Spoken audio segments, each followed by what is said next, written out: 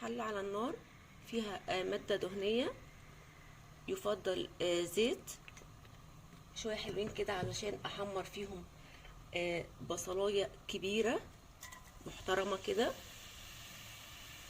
هفضل بقى اقلب في البصلاية لحد ما تاخد اللون البني، بس بني فاتح.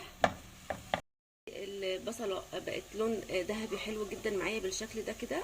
هاخد بقى منها شوية كده حلوين، متخافوش هي كده مش غامقة، ولكن هو ده الطعم او اللون المظبوط عشان يديني الطعم اللي انا هحبه.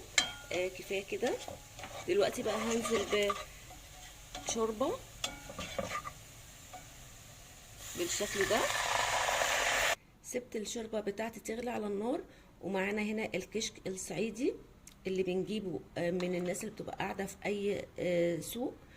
بالشكل ده كده انا خمرته نص ساعه بالشكل ده. دلوقتي بقى هصفيه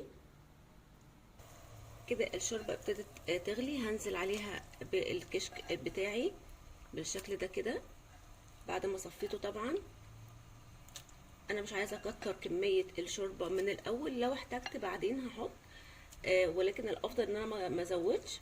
افتراضا زودت الشوربه وطلعت خفيفه معايا، اعمل ايه؟ هنزود معلقه دقيق متدوبه في شويه ميه. هنا بقى معايا بولة كبيرة مليانة من البشاميل.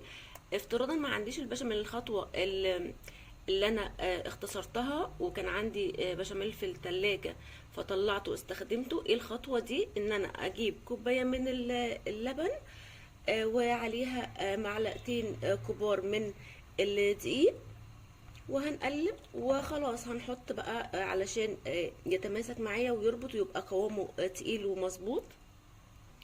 وكده الكشك بتاعي بقى جاهز، هطفي عليه. وبكده القوام ده مظبوط جدا، علشان كمان لسه هيبرد ولسه القوام بتاعه هيتقل معانا. طبعا نوع الشوربة مهم جدا في الوصفة بتاعتنا، بتظبط جدا الطعم. كل ما يكون الشوربة دسمها كويس و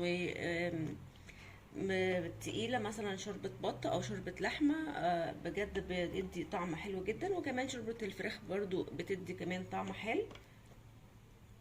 دلوقتي بقى شوية البصل كده بشكل عشوائي بيدي طعم حلو جدا، الشوية اللي حطيناهم في الشوربة وكمان الشوية اللي هنحطهم على الوش من فوق.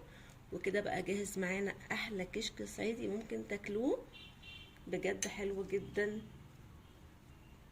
اللي يجرب الوصفة وتعجبه ما ينساش يسيب لي رأيه في كومنت، وما تنسوش تعملوا لايك. سلام.